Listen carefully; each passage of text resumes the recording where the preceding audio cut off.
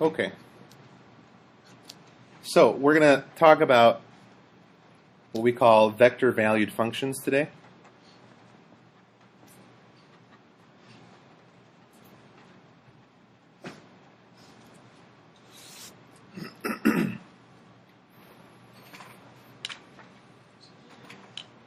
What's that? The name of a course? Yeah, it could be.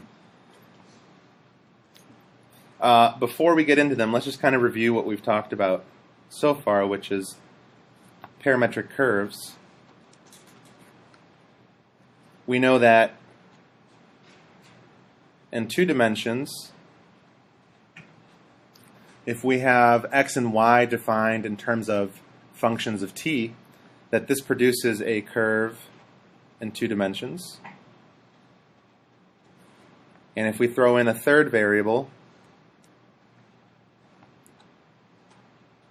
so we have x, y, and now z, let's say that's equal to h of t, this is still going to be a curve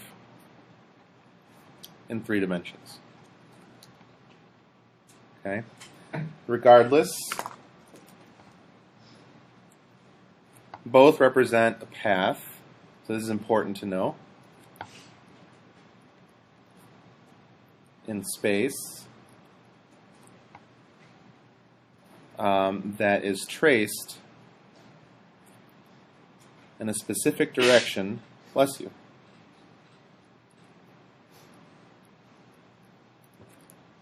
as t increases.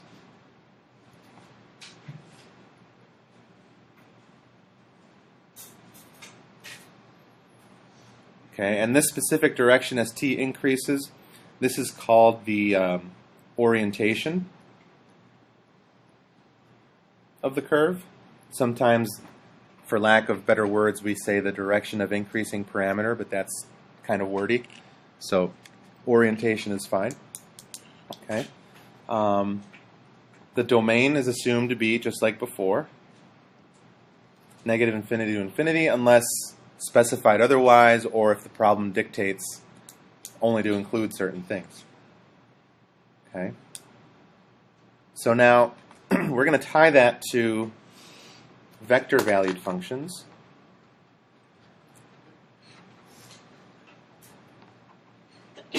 Bless you. And it's going to tie parametric curves, but now bring them together with vectors. So we're going to define a vector-valued function as r, which we'll sometimes write r of t, since that's our parameter. And the definition for the vector-valued function is actually going to just be the parametric components of x, y, and z. So we're going to have some function in t for x, some function in t for y, and some other function in terms of t for z. Okay.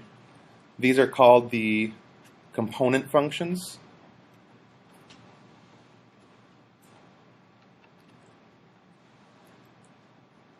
of R.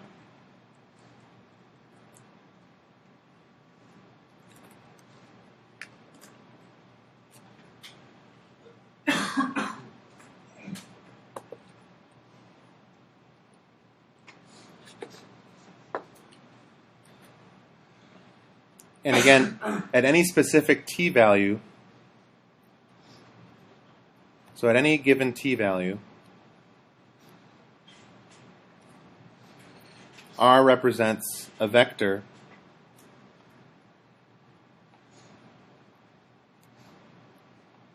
whose initial point is at the origin, and terminal point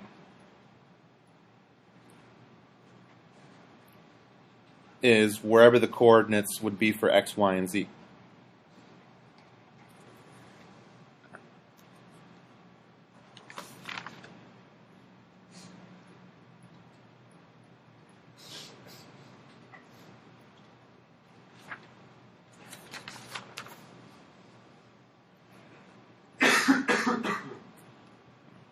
Okay.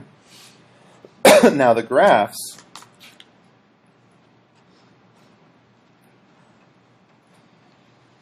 of vector-valued functions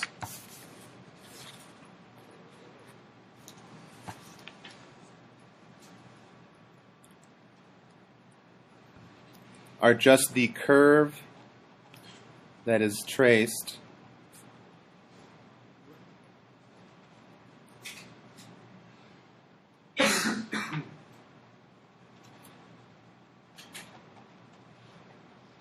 by connecting the tips of the radius vectors.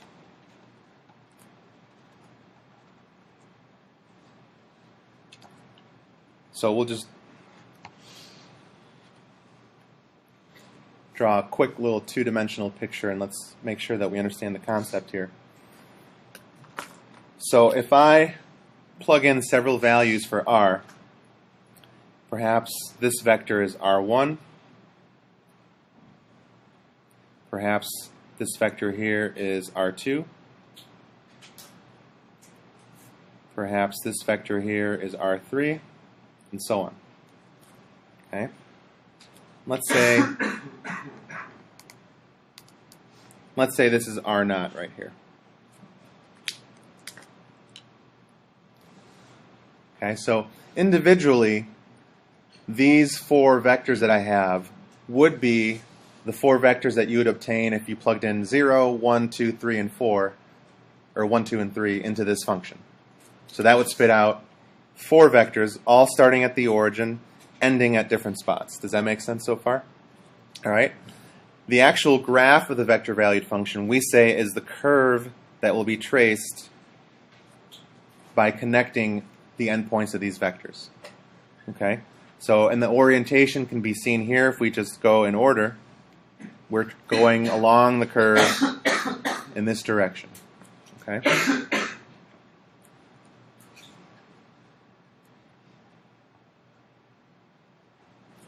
So there's our graph parametrically for the vector-valued function. Okay? Are there any questions on this concept?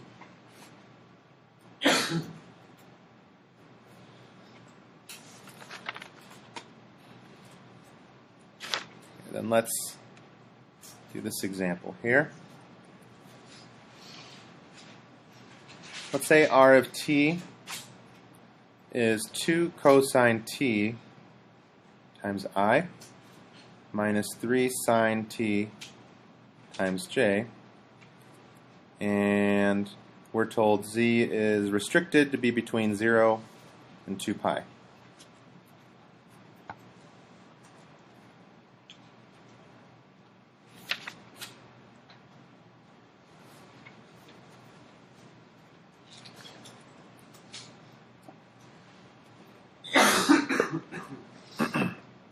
Okay. So for this, there are several ways to think about graphing this, or several approaches.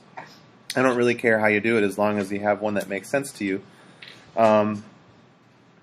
You could make a table maybe.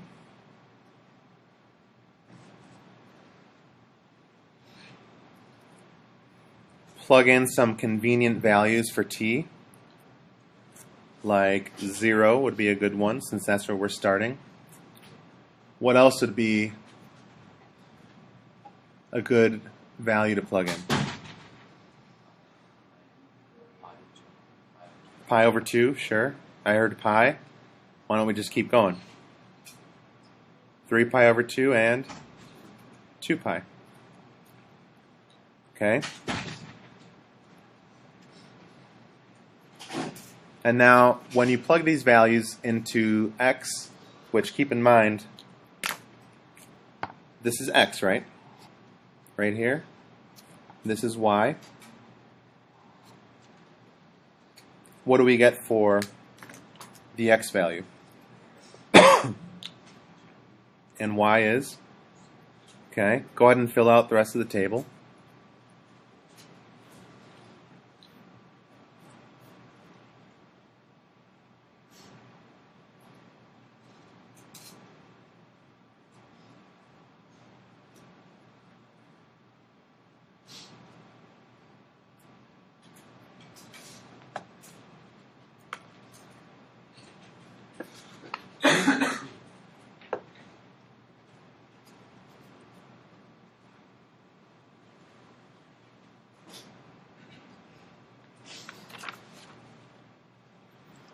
Okay, and if you do this correctly, at pi over 2 we should have 0 and negative 3 at pi. Now we're at negative 2, 0. At 3 pi over 2 we're at 0, 3, and at 2 pi we're back to where we started. Okay, so think of this as representing x component and y component, okay? Because this is actually going to be 5 different vectors that we have here. So when I graph 2, 0, we start at the origin, we go to the right 2 units. There's our first vector. Our second vector would be same thing, starting at the origin, but we just go down 3. Our next one, we'd go left 2 from the origin, up 3, and then our last one, our 2 pi, we're going to be right back where we started. So the graph of this curve would start at this tip right here, and then as we increased the parameter of t, we rotated clockwise around, and we get what shape? An ellipse, yeah. And then certainly if you plug in values in between, you're going to get, more vectors that are all going to lie with their tips on the curve here. Okay? So these are all the vectors that produce the curve starting right here. Here's our parameter. Okay? Any questions on that?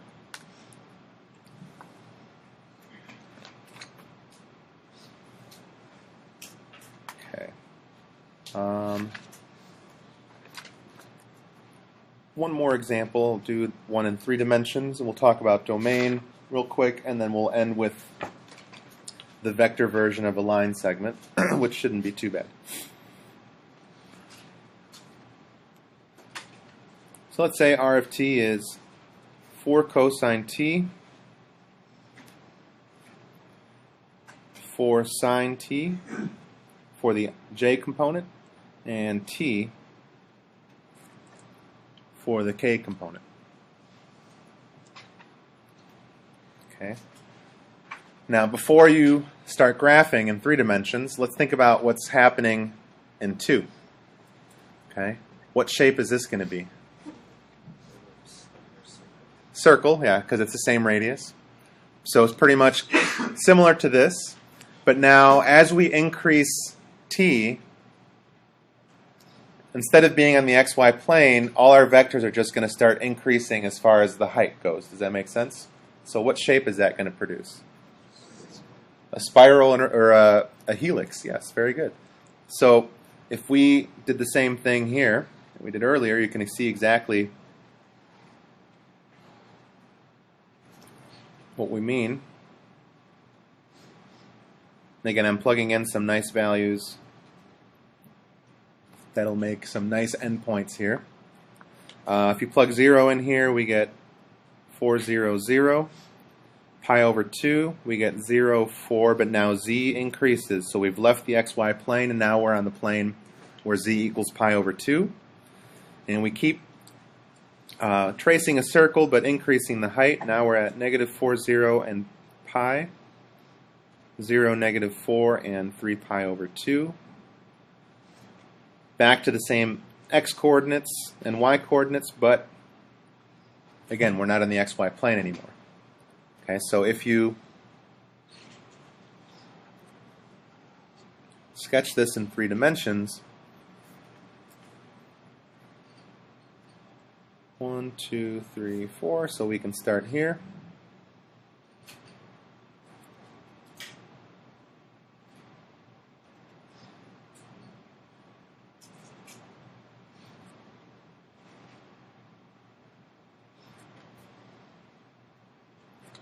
So we start here, but now when we get to 0, 4, we're not at z equals 0 anymore, we're actually up a little bit.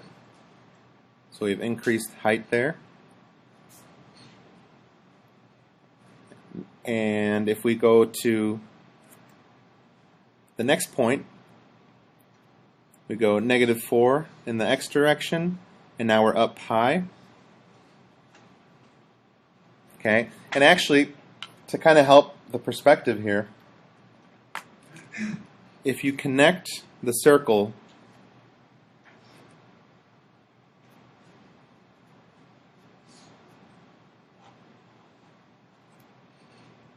and make a cylinder here,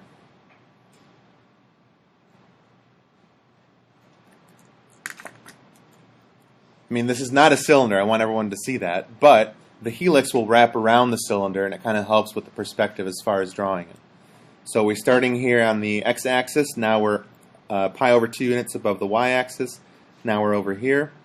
The next point we're going to be at -4 in the y direction, but up 3 pi over 2. And now we're back to where we started, but again, we're 4 units up. So if you kind of connect,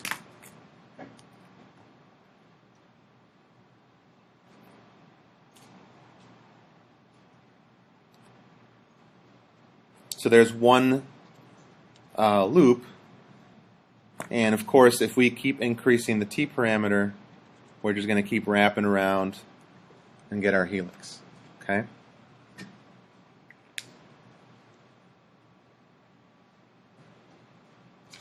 Any questions so far?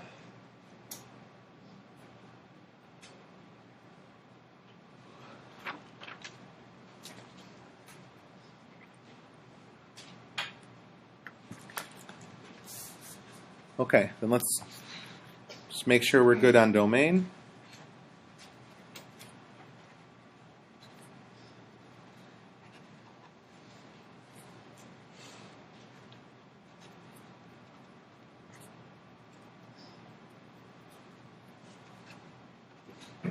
Let's say we have e to the t for the x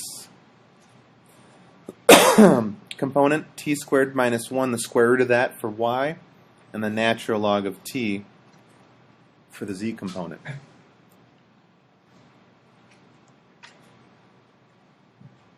Okay. You do want to look at each one separately, but in the end you're going to marry all the domains and look for the intersection. Does that make sense? Okay.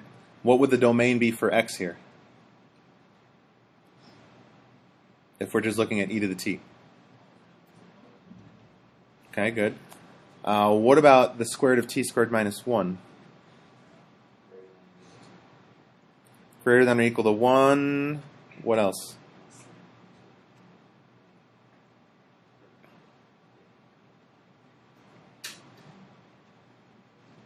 And these should be included, right?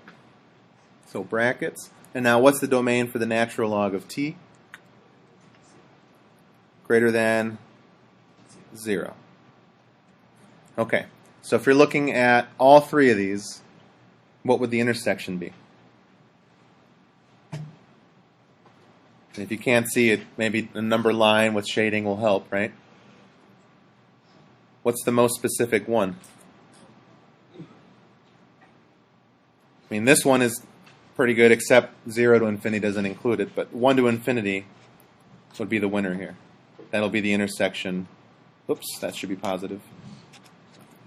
Of all three domains. So that would be finding the domain. You look at all three components, and whatever the intersection is for all three, that will be where the entire vector valued function is defined. Okay? All right.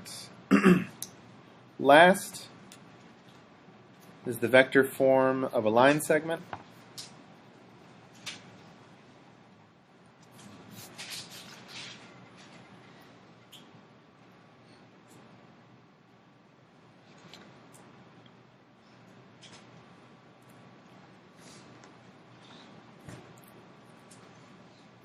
R naught is going to be a vector here with initial point at the origin. V is parallel to R naught. And we've actually already seen this in chapter 11.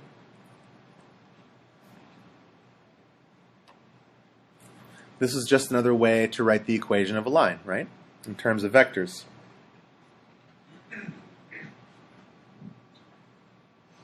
Okay, so this we saw last unit. But now if we're specifically dealing with a vector-valued function, okay, then maybe we have two different vectors. So if we have R0 and R1, let's say those are vectors with initial points at the origin.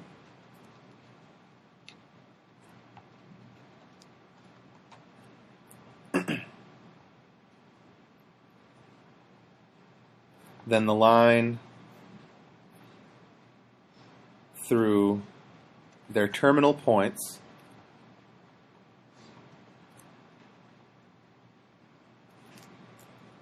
so if I go back to this picture since I have it,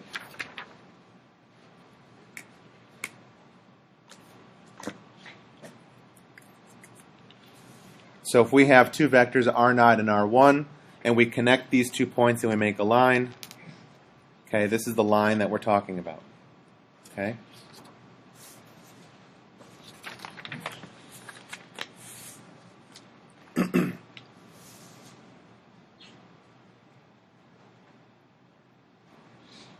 Then the equation for that is going to be R equal to, same thing as before, R0 plus T. But now this V vector will just be found by subtracting R1 minus R0. So this is V from before.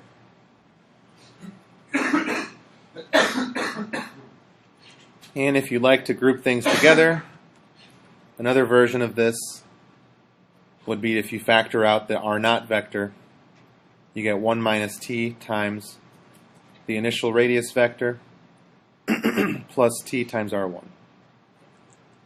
So these are the same thing, but okay.